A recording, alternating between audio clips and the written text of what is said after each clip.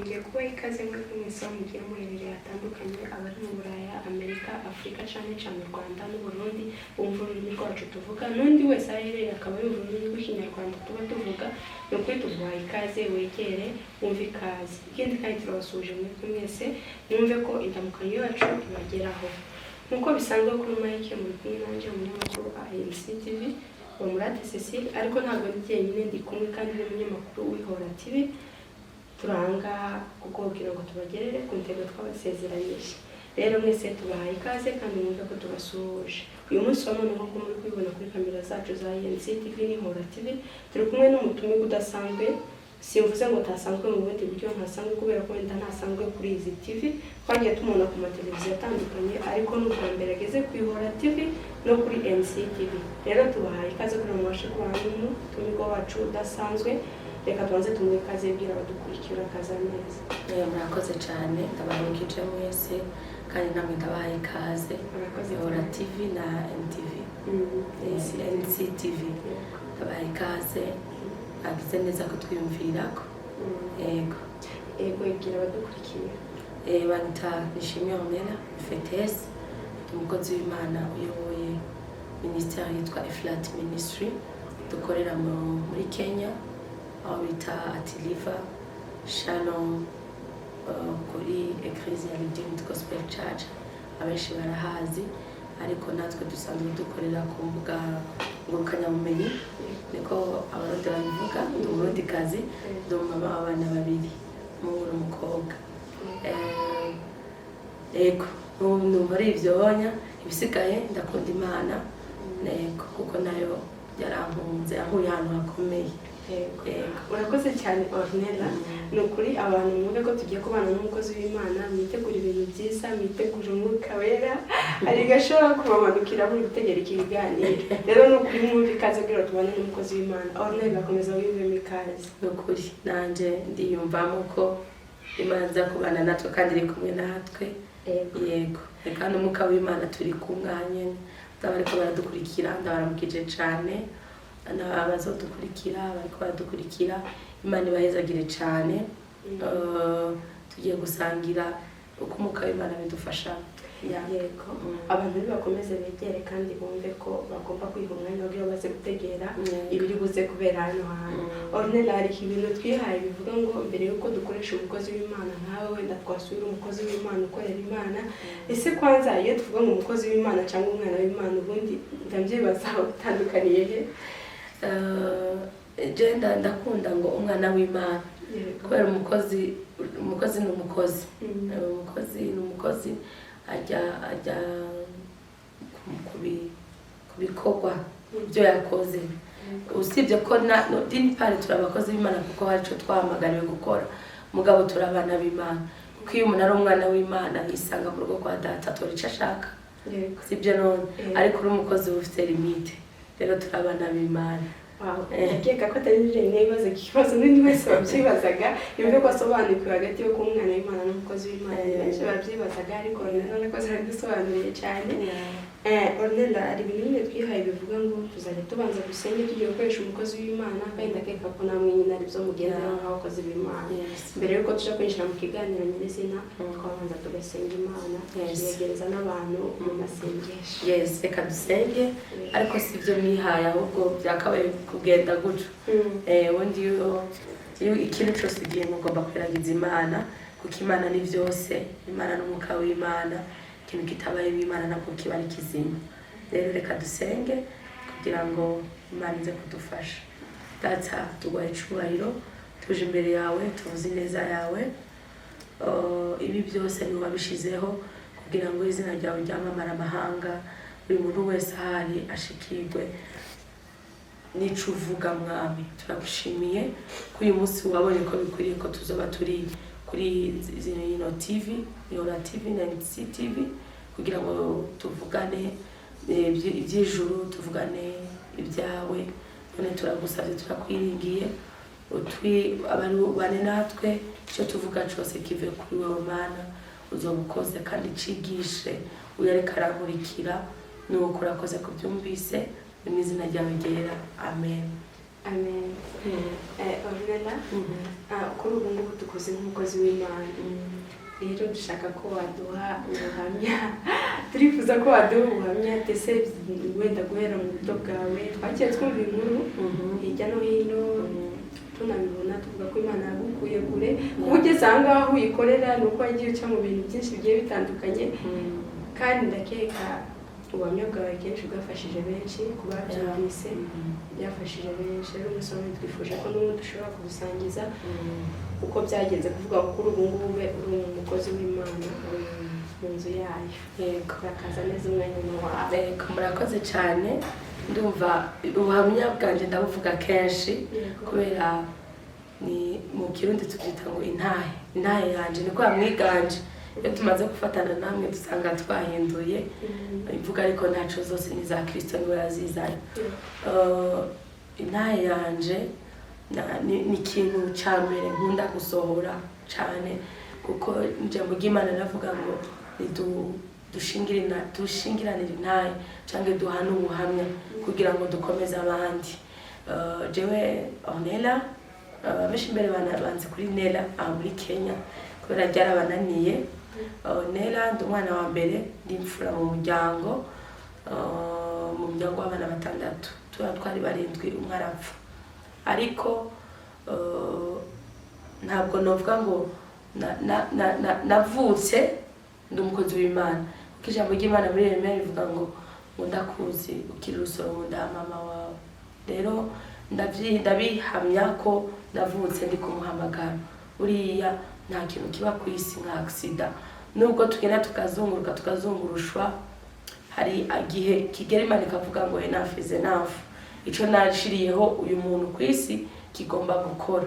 Rero navukiye mu muryango ukijijwe, mama papa, ariko inyuma y'igihe gitoyi papa arapfa.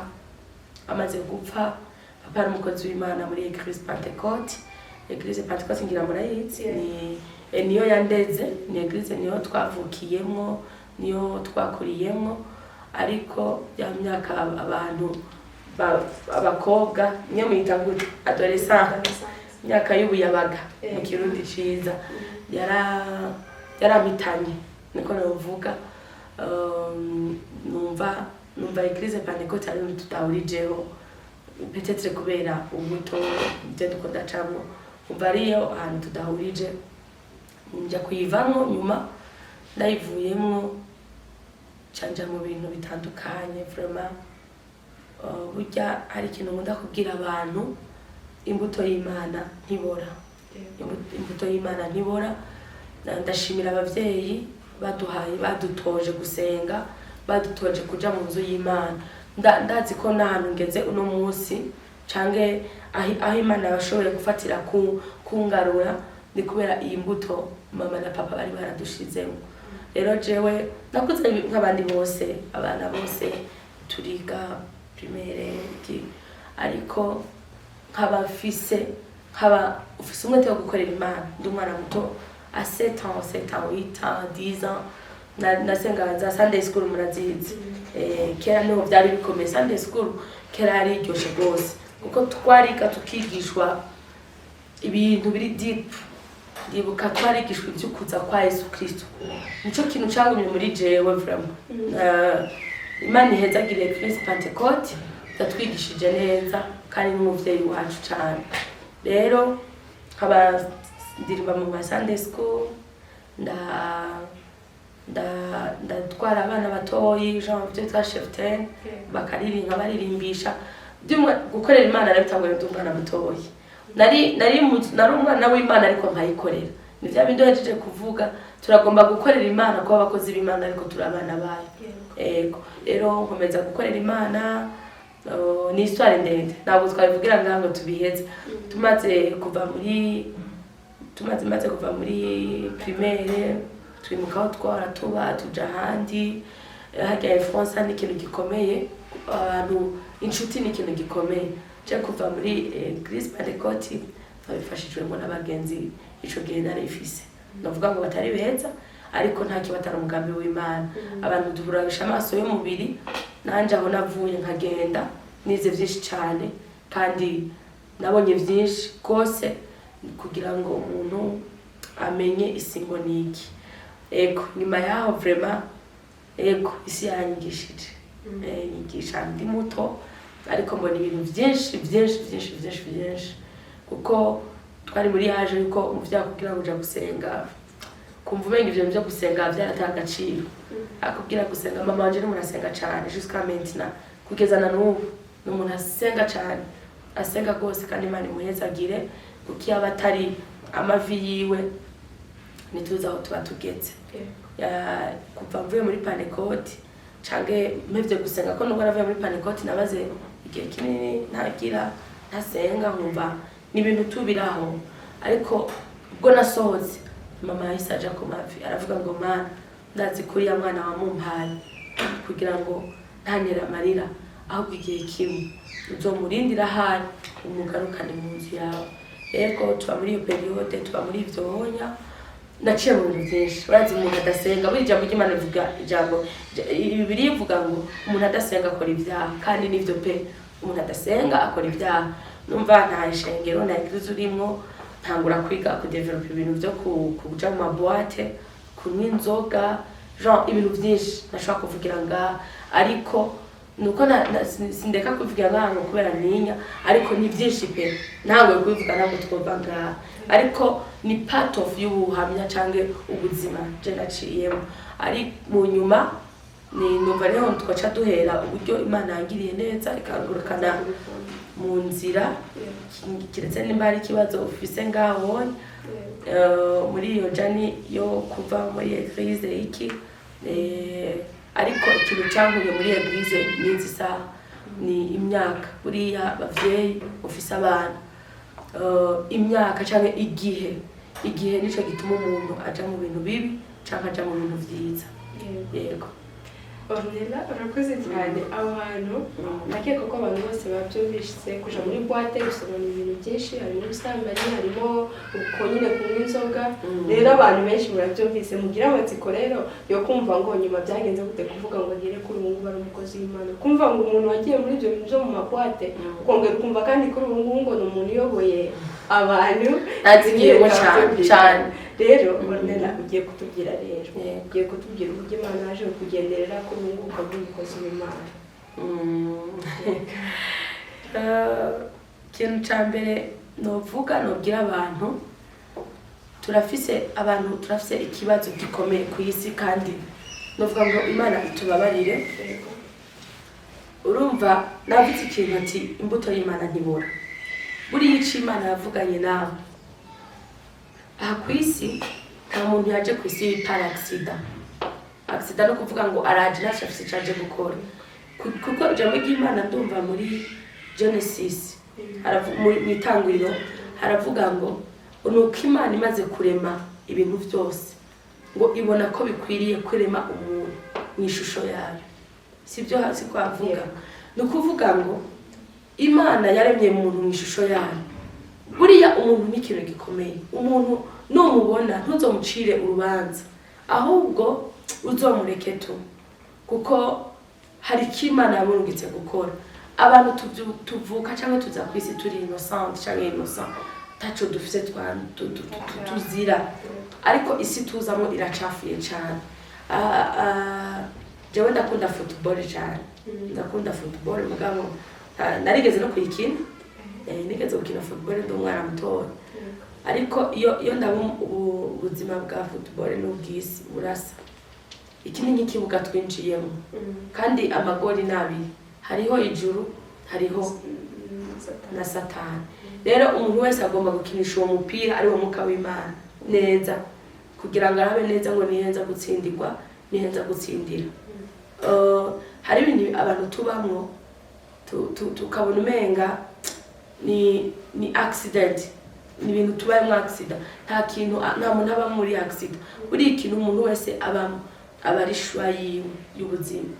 Ubu jewe ndashima Imana nanandindiye ahantu narindi kuko nagenze amajoro menshi naborewe kenshi ugatwara imodoka waborewe Imana ikakurinda nama numva bavuga ngo harabaye Imana y'imborerwa by'ukuri je narabibonye bijya nivyo Imana igufise ku mugambi irakurinda nubwo bokurasa ntirushobora kugufata. Imana buriya ntibiri kirinda wewe gusa, ibiri kirinda ikintu yavuze kuri wewe, umugambi yashyize muri wewe.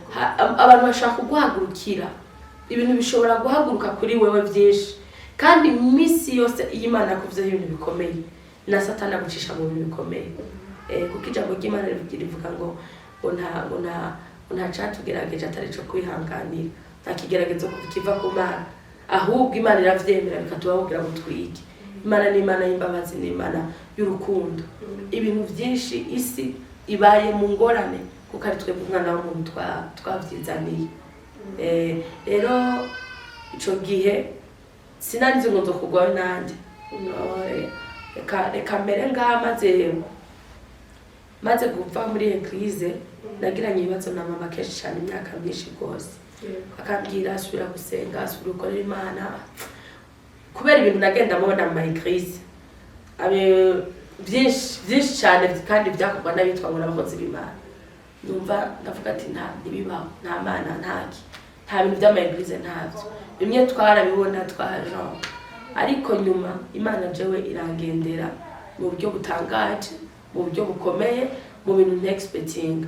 Cyambere je nakuze ntemera abahanuzi, sinabemera nta na gato. Navuga ati gute uri sivyo rero kuravuga ngo Imana yakuvugishije kwene, Imana ivugana n'umuntu gute kwanza, sinavyumva. Ariko igihe kimwe bimwe nyine nakubwira ngo umuto y'umuntu y'Imana nibona mu muntu, numva ngeze inyota nca mu bibazo, nca mu kigeragezo kanaka c'ubuzima, ariko nca numva ko fashe decision gusubira kuja gusenga. Ntabwo ndaja gusenga mugabo bitambuza kuja mu maboîte, bitambuza kunywa inzoga, bitambuza gukora ibyaha, kandi ubu nibwo buzima abantu benshi babayemo.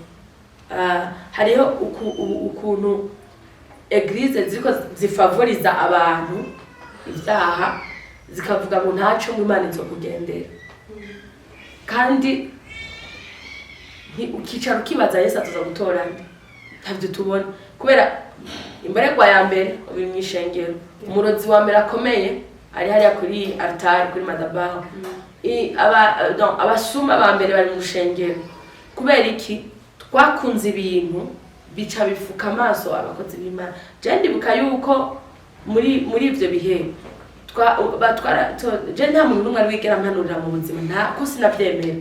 Mugabo twaragenda kunywa inzoga, tukaja kwiba, of course tukabesha abagabo kugira ngo turomera yo kunywa, arya amafaranga twaronse akaba ariyo tujana mu rusengero. Urumva ugasanga umuntu ari muri eglise ibintu akora biteye ubwo, me kubera ko amafaranga azana ari menshi agatuma afundika umuntu umukozi w'Imana ntabone ibintu biko biraba. Rero ndumva isi ikeneye umwuka w'Imana, isa igeze ikeneye umwuka w'Imana. Jewe byo byose nabikoze ndi nasuye mu ishengero, ndi senga kweri senga ngenda mugana igikorwa c'Imana na kimwe nkora.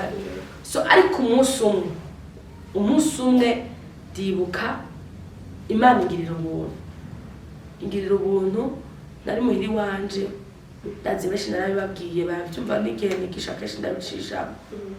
Je narakunda kunywa, mugana je kunywa mu nyuma, nanyoye mu nyuma kandi mu mwanya mutoya. Narakunda inzoga, amavin rouge, vin blanc, cyane ka vin rouge, izo bita madry. Umuntu afise stress atari mu Mana automatically aja guhiga ukuntu ayikura.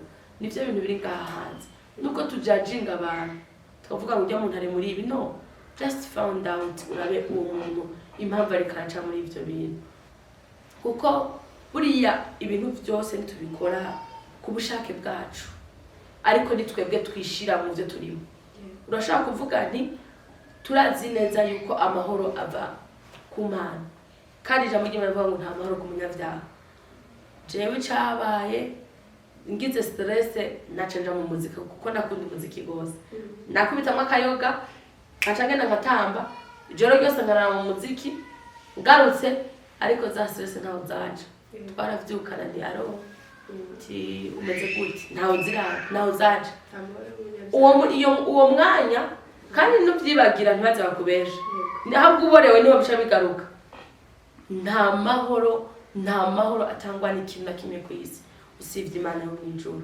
Jewe mu bintu Imana yafashije kugira ngo inshobora kunyereka nta mahoro nari mfise nari nivyo amahera ku mwana nari ndafise ku buzima nari ndabufise ariko nta mahoro nari mfise mu mutima wanje yari igihe kimwe ndi mu nzi wanje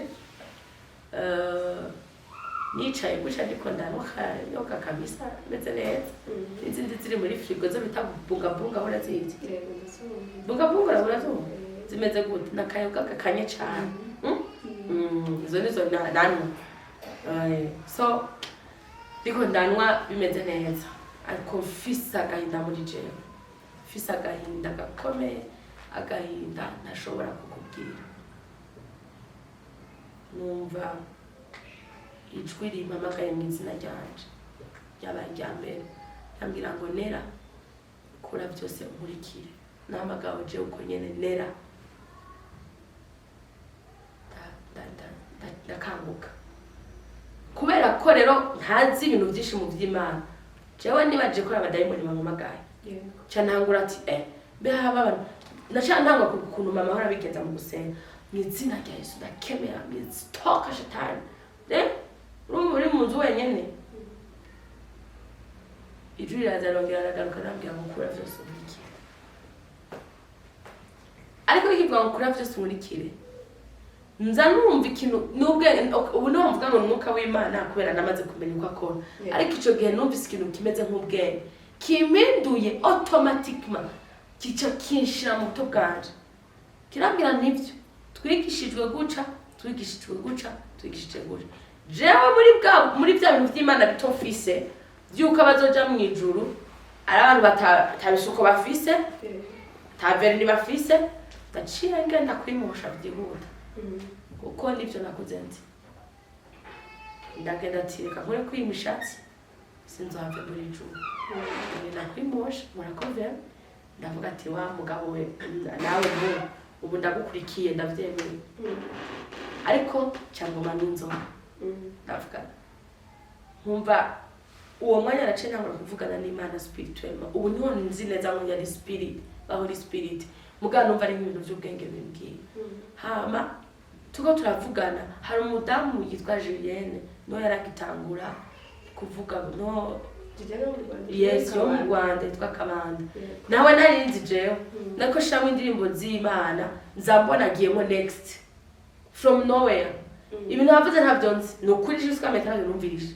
gusa cyo ndico cyari karanuka nta bintu byo kuvuga abantu bakizwe bikini ubwo nyene nisanze muri saro ndiko ndavomisa ndiko ndavumbwira Imana ngo Mana mbabara kuko ubwo ava yuko inumviriza ibyo kuri television uwo mudamu yariko aravuga urumvise kwanza ryajambo ahubwo na sinzi ikintu cyambwiye ngo nugure Bible hari aka Bible fise gatoyi n'ubukari ngaha naho naja muri boîte ne kabura mu sakoje ndavuga ati wewe urandinda duhe n'amadayimoni kubita kuko niyo myumvire nzi uko twigishije kugenda n'ijambo ry'Imana wakese kurigendana mu mfuko dukurigenda mu mutima rero iyo Bible ngiye mu kabare ahantu hose naja ngira njyame nari narayibwiye ati wewe ucunge kabisa kubera niko twatojwe which is good kuko niyo nzira so ndirimbo kujya ku ndirimbo ijamo iyo video y'ubwo butumwa ikijamo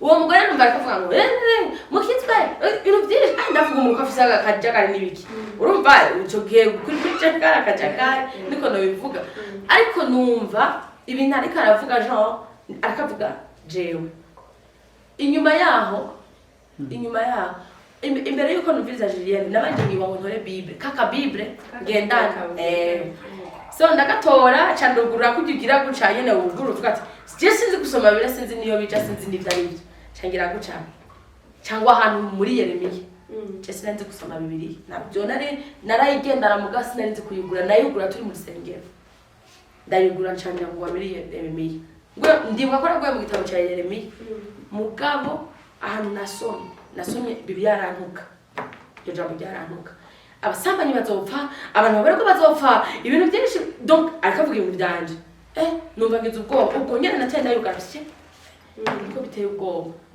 ushiraho ryajwi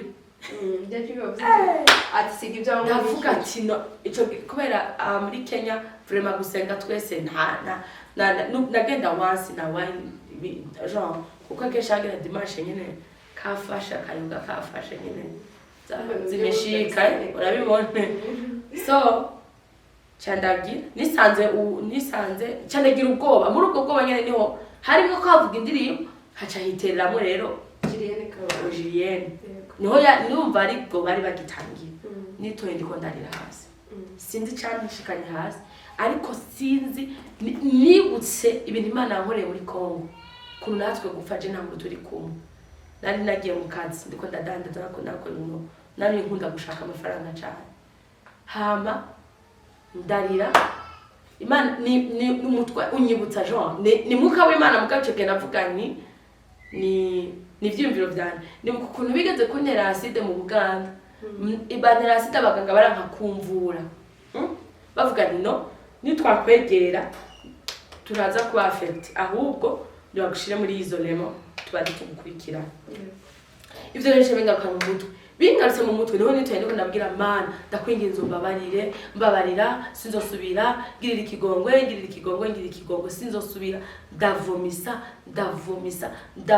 inziruzurana nari kwitapi ndavomisa uvomisa nzoga yose wanyweye yes navomishije byaseriye inzoga n'ivyari muri je ndavomisa ubu niho namenye ko nari ko nkorerwa deliverance mugabo ntavyo narinzi ivyo navyo narinzi so mejeje buriya satani n'umuco umuntu nufata decision yo gukizwa uzoyifate uyigumizeho kandi nubona ari ikintu kikunaniye guheba ko ahanze je nanyita kama manje navyatsi kubera influence nanyita sinya ko bivuga ko narakize harani ngomba gufasha nimba uzi ikintu kigoye mu buzima no guheba itabi ndaza abantu benshi dukomeza dusengana kandi bikabashora karaba bakariheba hari abantu benshi banga kuja mu rusengero bakavuga ni sindaheba inzoga sindaheba itabi sindaheba ibi nta mpamvu yo kugira iki yo kuja mu rusengero nukuri je ndagufashe wa muntu uri kora muri kira mu Mana niho bibonekera nuhunga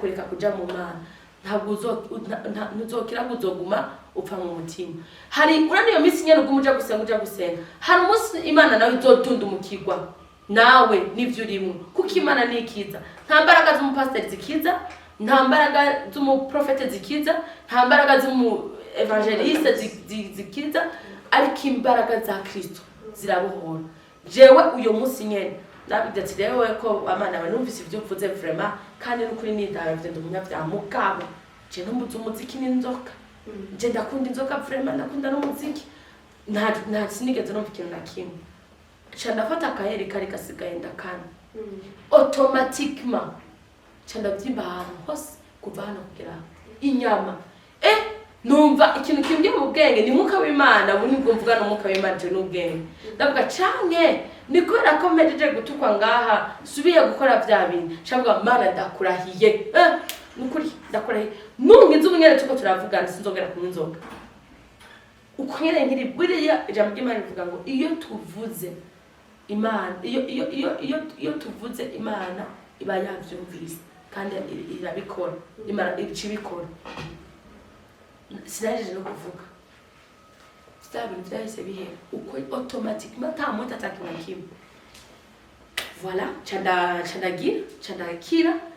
canda imisezerano Imana ndagusezeraniye sinzopfa subiye kunywa n'umusi n'umwe inzoga uko je niko Imana yandeje kuva mu inzoga itanga ibintu byose niko ivyitwa shishawura murabizi uko biba biragiye kuva uwo munsi kugeza neza isaha ndi mu Mana sindigerangira ni ahubwo numvise ari ikintu kimvuyemo inyota y'ivyo bintu hacazamo inyota yo gukunda Imana ibindi bintu nigeze mbona so rero niho mu nyuma numvise ijwi ry'Imana nkaryama nkarota Imana ikamvugisha ndiga Imana nshimira ngo nifate Bible n'igitabo n'ikaramu nje mu nzu namaze amezi 8 ndi mu cumba anarenga ndayenga ndi mu cumba soma ijambo ry'Imana umuka w'Imana nganiriza arigisha byinshi ntasohoka niga gusenga gufastinga ibintu byose ariko nkuru y'Imana isubira inyuma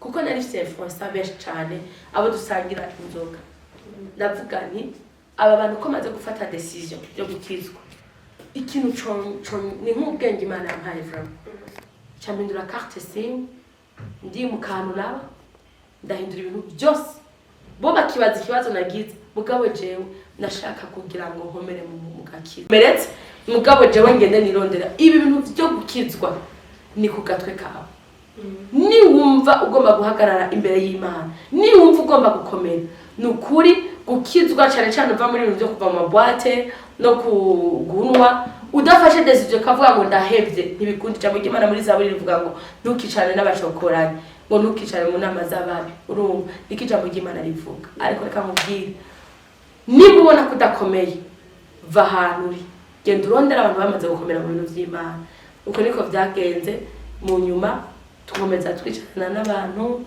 bazi Imana bakanyigisha ndondera abakozi b'Imana barafasha komeza gukurikirana Grace Room yarafashije cyane mu by'umwuka uko niko Imana yakoze jewe nahamagawe iryo joro naraye ndimborerwa byuka ndumuhanutse Imana ikomeza kuntuma ikantuma ku bantu twanwana nkababwira ati mudabakikijitwe murapfuye navyo mwari muzi murapfuye nari mfise bwa butumwa buvuga ati murapfa ntabwo bufiye kubera iki umuriro wari muri jewe Imana iranyigisha cyane bikomeye nuko nkomeza gukorera Imana sinzi gira na Ornella ayoche muri byinshi gushimira Imana ku nguru nakoze bayo kandi akaba yaraguhamagaye reka tubwire n'abasinzi bose cyangwa se ababorerwa bose nyine bamwe inzoga cyangwa se ababa mu bindi byaha byose Imana ni Imana ikiza kandi gukiriza mu kintu cyose uri numva ko Ornella akiri Imana yasinze Imana iramugenderera akiri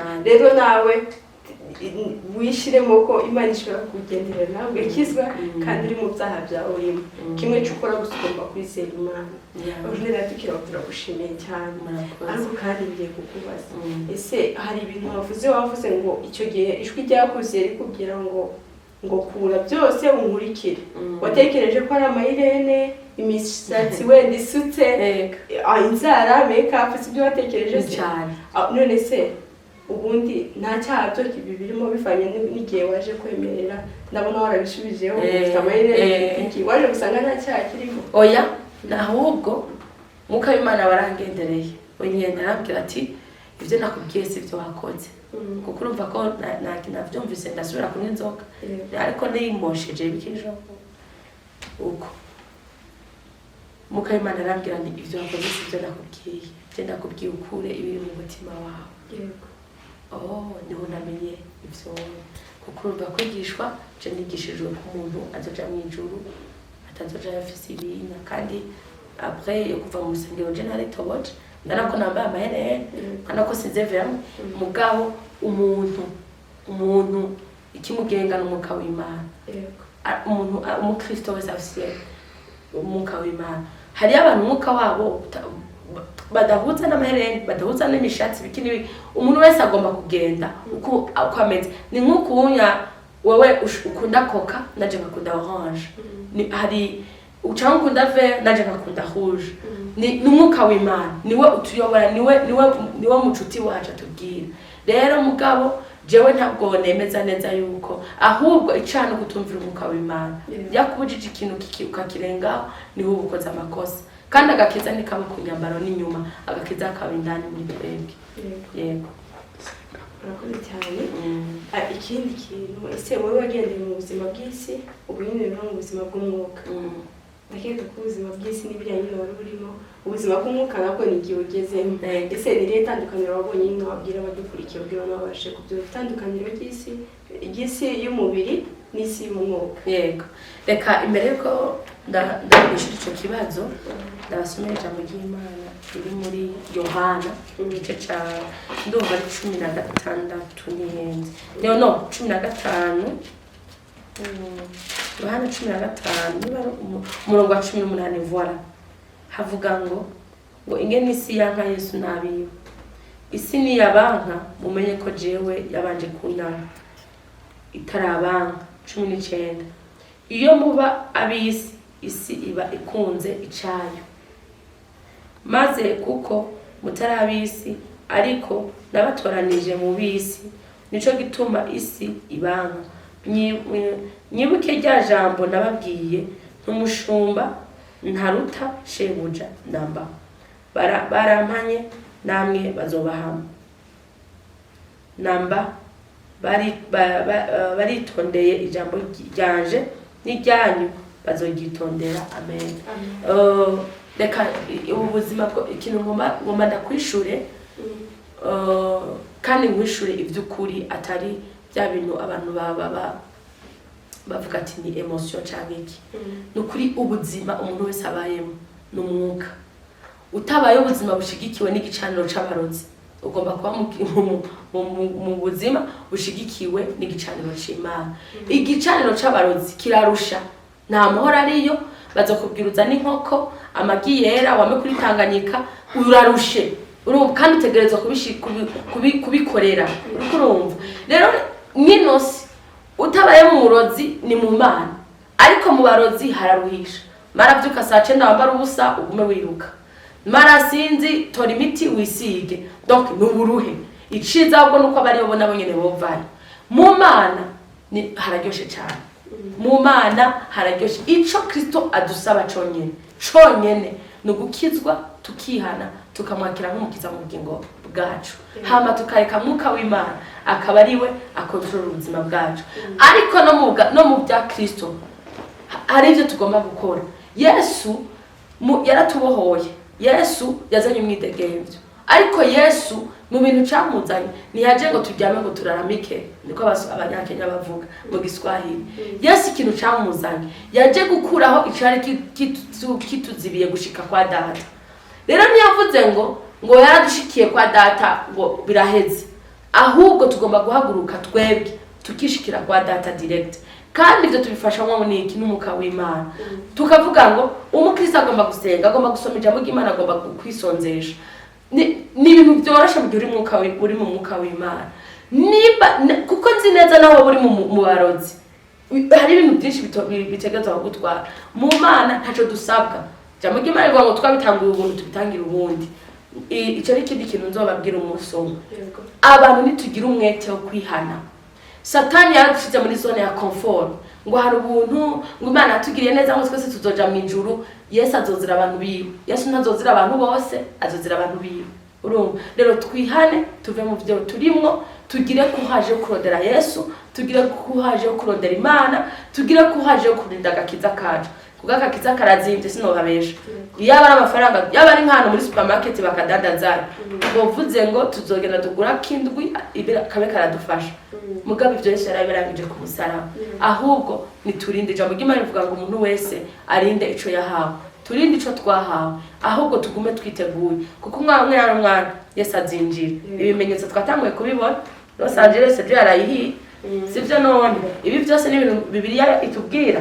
Rero ahubwo ndahimiriza abantu bariko baramurikira, tuve muri zone ya comfort. Ukaburi mu byaha haracari imbabazi. Nukuri iki nigihe c'imbabazi. Iki nigihe Imana yarambwiye ijambo rikomeye. Irambwira ngo hagira aho ubuvyutse bukomeye ubwo abasakuruza bacu bifuje kubamo. Kandi ubuvyutse bugiye gukora abana bato. Byaratanguye. Yego. Nukuri ndakwinginze. Muntu uri mu bintu utabona ibyo ari byo. Ngwino kwa Yesu. Ngwino Yesu araruhura, Yesu akuramo agahinda, Yesu akura ibi. Hari igihe ushaka kuvuga ngo je ntiyomba bari ivyo nabayemo, ushaka kuba tawe na societe peut-être ivyo bakoze. Nukuri Imana irababarira, kandi Imana ibabariye ntiharura, kandi Imana ibabariye ntivuga ngo ya iki kinini cyane, ya byose byahereye ku musaraba. Ahubwo rondera Imana hakiri kare, tuyirondere bigishoboka. Kwa Yesu hararyosha aramahoro. Umuhamya wo kubihamya ni jewe. Urabona yuko sa neza nawe, kandi ubundi nk'ubu ari gusanga ijisho rimwe ringana guca. Ariko tujyama tuborewe mu mwuka w'Imana, tukavyuka dufise hangova ni agasibe. Donc ufise inyota yo kongera kugira ivy'umwuka w'Imana. Rero shaka fata umugambi uze kuri Yesu. Nta handi hari ubuhungiro. Ibihugu bifite ibibazo, isi ifite ibibazo, imiryango ifite ibibazo, ariko izo ngorane zose Yesu azozirangiza.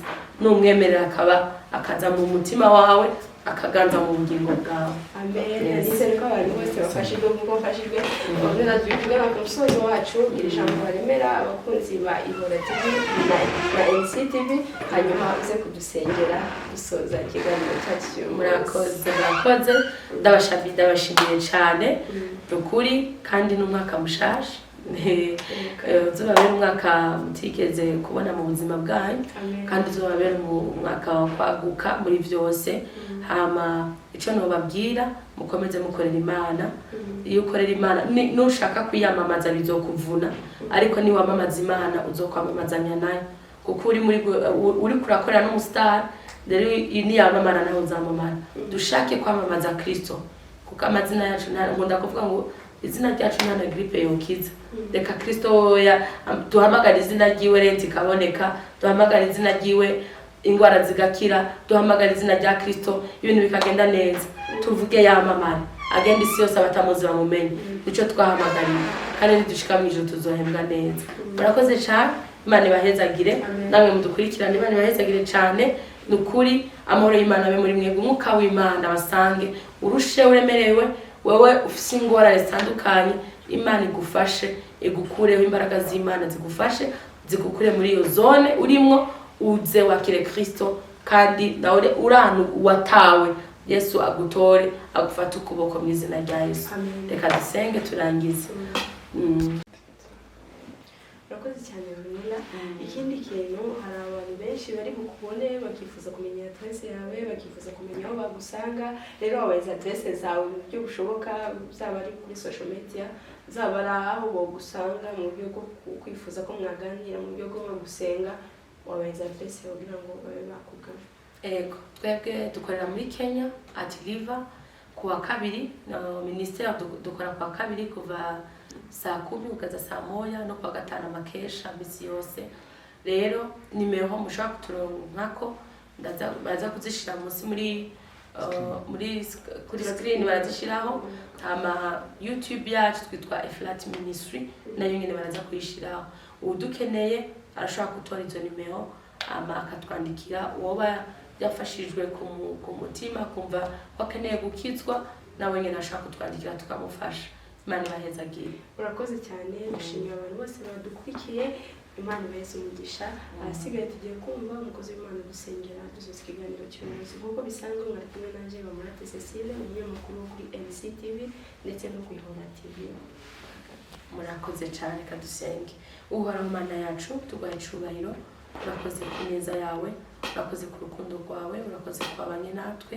Turasenze Mwami ngo utugirire neza, ushishikare kutwiyereka iki kiganiro abo cyakoze ku mutima. Mwami ubakure mu byo barimo nkuko naje bangiriye neza. Ndasavye ngo bari barushe Mwami baruhuke, ineza yawe basange. Urakoze kuri Imana ivyumvise ndetse n'abanyamakuru bagire neza, amacano yabo yaguke kuko iyo ariko arakora yamamaza izina ryawe. Nuko urakoze kuri Imana ivyumvise, ni mu izina ryawe ryaratubisenze twizeye. Amen. Amen. Amen.